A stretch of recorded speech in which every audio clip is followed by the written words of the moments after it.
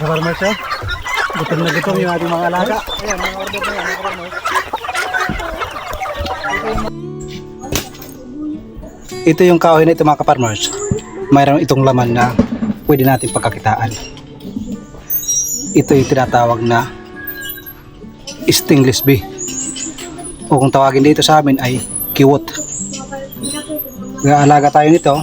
Doon sa malapit sa aking tinayuan ng triangle house, merong isa nasa gitna ng nyug na may butas. Ito naman, lilipat natin ito sa isang lalagyan. Yan yung kanyang bahay. Matanda na ito mga ka-farmers, kaya marami na itong honey sa loob. Nagtago sila. Diyan sila pumapasok.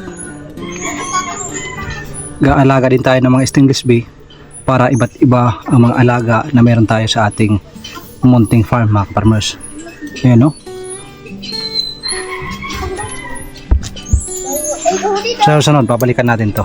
Ikakat ko sana dito, kaso walang lagari na dala ngayon. Wala din lagari dito. Dito ako sa Barugo Leyte mga ka-farmers. Bumisita lang ako kila nanay. Dumaan ako dahil malapit lang ito sa Tunga Leyte. Kasi kukuha tayo ng mga heritage chicken, RIR mga ka-farmers. 15 piraso kung hindi ako nagkakamali or 13. Papakita ko rin sa inyo yung ating inahin na baboy na manganganak na. Naliligo sa putik. Babae yan. Malapit na magpaangkas yan mga farmers. Sasabay-sabayin natin yan pag kinuha natin yung ating mga biik na native na baboy. Mga black pigs ang gusto kong alagaan.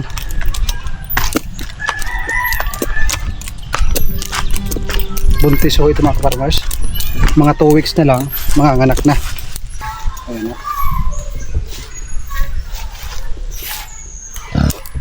May lahi ito ng buwar. Nabili ko ito ng 3,000 nung biik pa. Nakatatlong panganak na yan. Pag nanganak yan, antayin natin ang 1 month. Tapos kukunin lahat natin dito. Ipupunta sa ating farm. Yan po yung ating dagdag na mga alaga doon sa ating munting farm. Padamihin ko yung ating mga alaga. Gagawa ko ng nakapaikot na mga galvanize para nandoon sila sa loob. Naka-free range lang mga kaparmas. Dahil marami ditong madriagwa, kumuha tayo 30 pieces pangdagdag doon sa ating farm para maitanim. Daming libre dito mga kaparmas, oh. Limang sito, libre lang. Nakadali mga kaparmas. Marami tayong pangtanim na lemongrass. Nandito tayo ngayon sa Tunga Leyte. Bibilhin natin yung 15 piraso na RIR mga kaparmers. Ito, gaganda ng katawan. Mamaya makikita nyo doon sa ating farm. Kung gusto nyo mag-order ng mga RIR kahit maramihan, kung nandito kayo sa Leyte, ilalagay ko sa comment section at doon sa dulo ng ating video yung contact number ni sir. Mayroon din silang available na itik pateros mga kaparmers. Ayan, mga order na yan mga kaparmers. Ito yung mga mail. Sabi ni Busing, pwede daw ibigay sa atin, palakihin at pangkatay. Mayroon siyang halo na itik Pinas mga kaparmers. Ito yung kanyang setup ng kanyang incubator. Laki.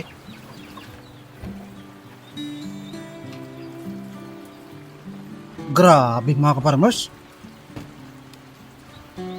Ito yung kanyang 8,000 ang load na incubator. Meron ng na-hatch mga kaparmers. Dami.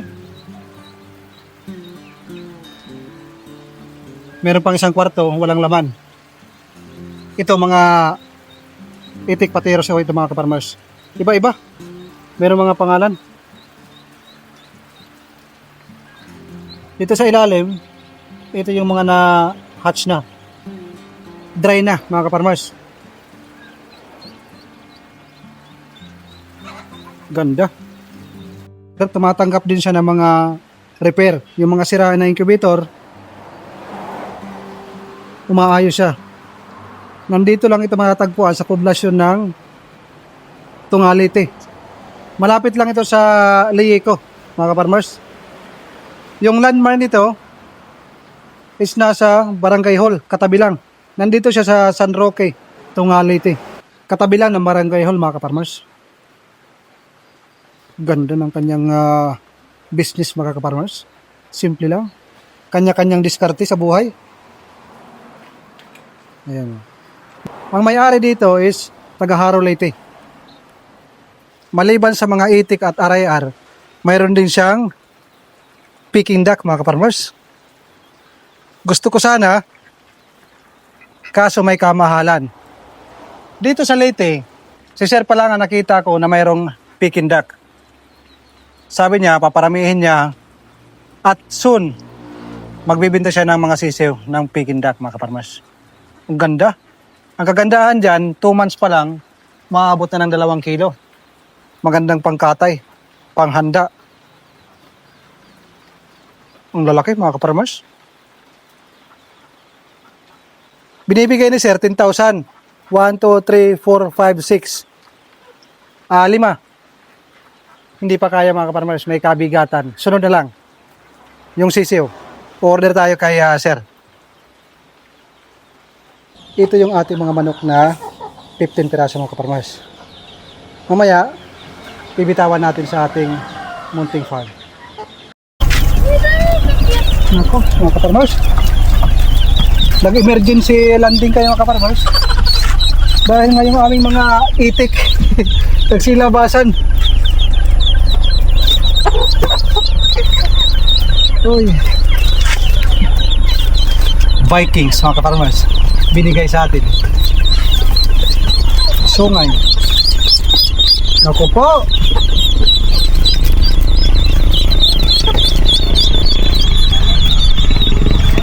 Bisa. Seribu.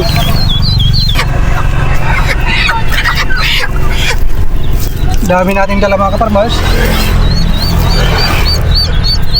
Meron tayong mga itik. Mayroong RIR, mga ka-farmers. Meron pa dito, tatago. Oh, nandito. Dito, mga ka-farmers, oh. Balik kayo dito, balik.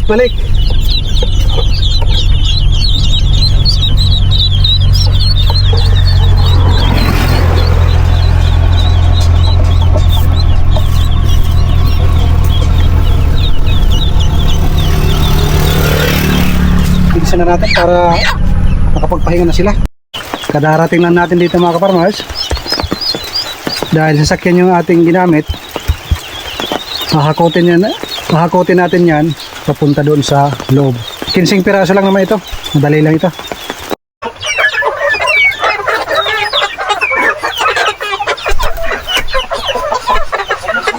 Kinsi na heritage chicken, mga ka-farmers, yung ating idinagdag sa araw na ito. Ayan. Basa dahil maulan. Ayan, mga ka-farmers.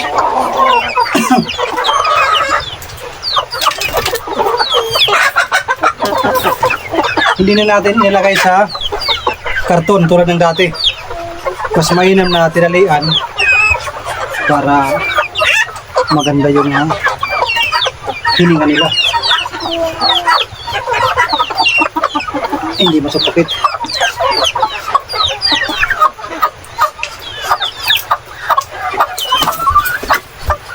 Pagod sila, mga ka-farmers. Pagod sila, mga ka-farmers.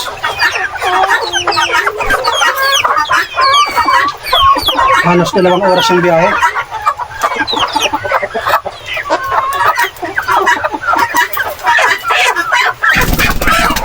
Oh.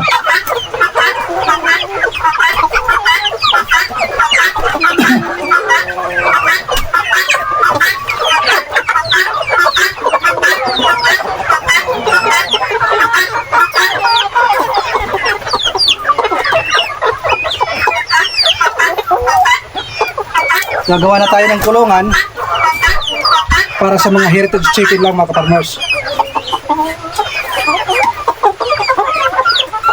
Oy, sorry. Sorry naman. Oh, tapang ah.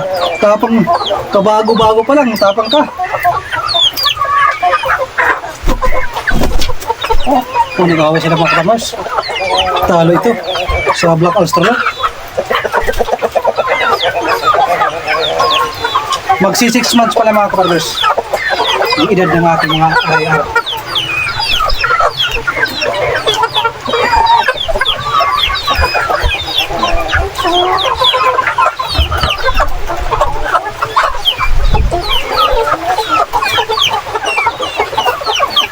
Yung mga rooster, ang lalaki. Bata pa, pero ang laki. Ito. Dalawa yung rooster. 13 pieces yung babae.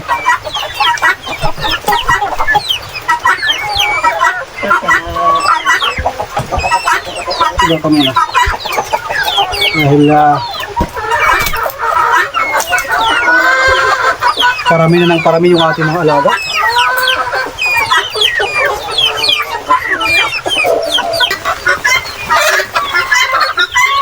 Alright mga kaparmers. Nabasa.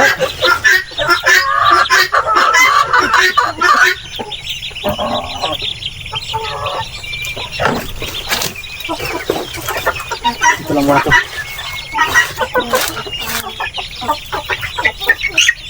Mga naipit yung iba.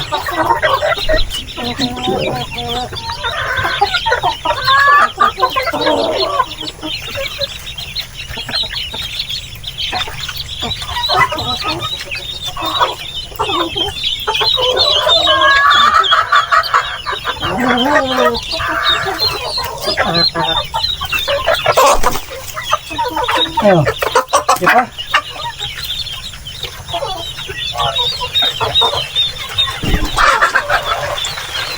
Iwalay natin ito. Tatlo. O buhay pa ito. Ito kapakan.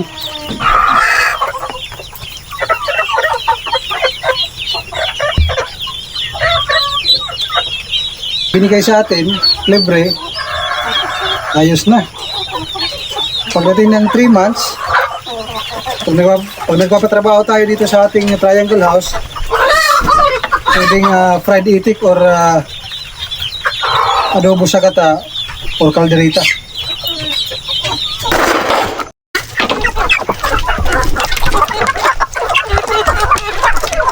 Karambula, mga kaparmers.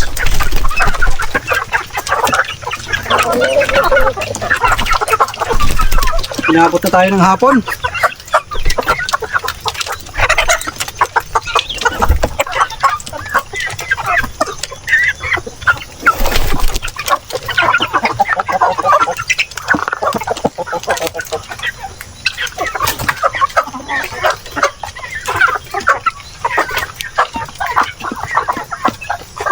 Oops. Pero muna, pastor mo.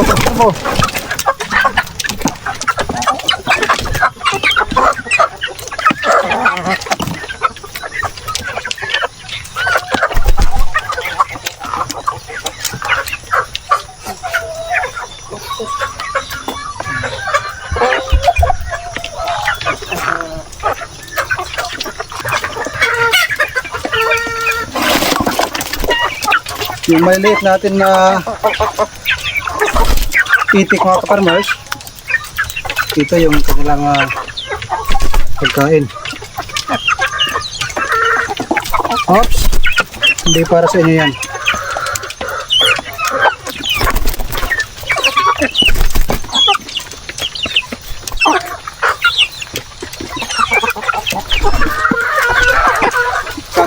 Ang laki na nabalungan.